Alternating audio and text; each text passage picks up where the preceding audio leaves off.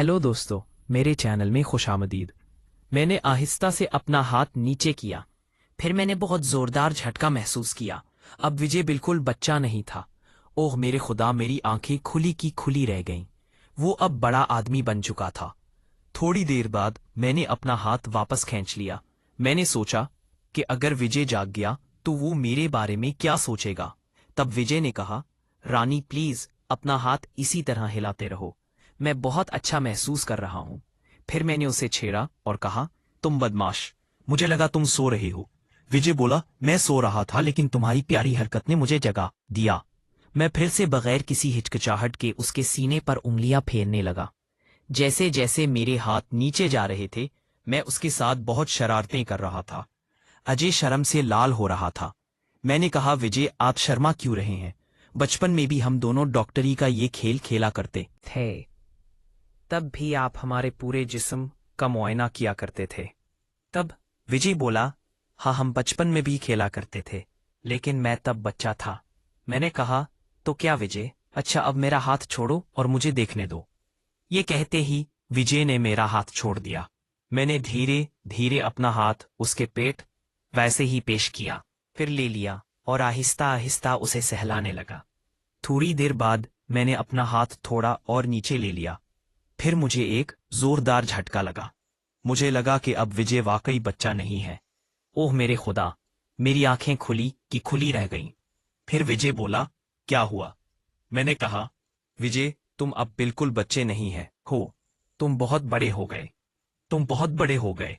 मैंने ख्वाब में भी नहीं सोचा था कि तुम इतने बड़े हो गए हो।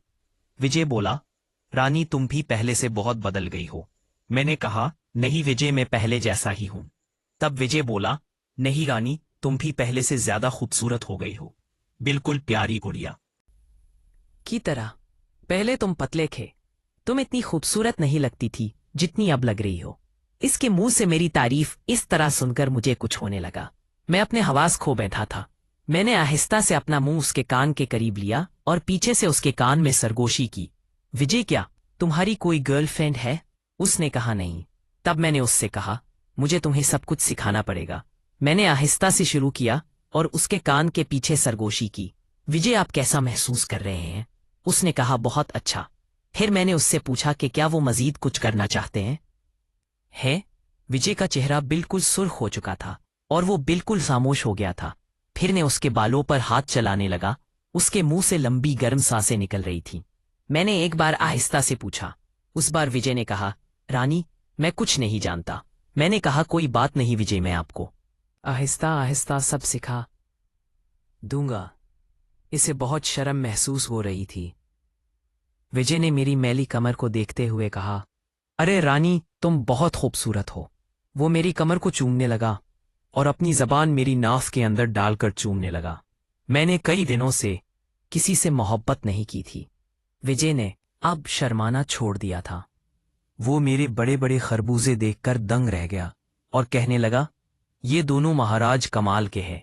उसने कहा, तुम्हारी चड़िया तो बिल्कुल हीरोइन जैसी है। मैं नशा में था। अब मैदान में क्रिकेट शुरू हो चुकी थी। मैं भी क्रिकेट खेलने के मूड में बहुत था। मैंने कहा, विजय इस शर्म को छोड़ो और जो करना है जल्दी करो। जैसे ही मैंने ये कहा, वो कदरे हिचकिचाहट का शिकार हुआ। मैंने उसे अपनी बाहों में ले लिया, गोया उसके जिस्म से बिजली का करंट गुजर गया था। मैंने कहा, डरो नहीं, कुछ अरसे बाद आपको बहुत मजा आएगा। हम दोनों मुकम्मल तौर पर पसीने में भीग चुके थे। इस दिन हमारे दरमियान बहुत रोमांस था। कुछ देर बाद हम दोनों थक गए। मैंने कहा, विजय मैंने जिंदगी में ऐसा मजा कभी नहीं आया।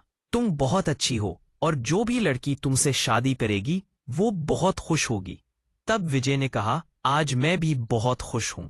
मैंने ख्वाब में भी नहीं सोचा था कि ये सब हमारे दरमियान होगा। मैंने उसे गले से लगाया और कहा, वाकई आपने मुझे बहुत खुशी दी है, मैं उसे कभी नहीं भूलूंगा। फिर हम दोनों फ्रेश होकर सुकून से सो गए। विजय 16 दिन मेरे घर रहे। हम दोनों ने 16 दिन बहुत एंजॉय किया।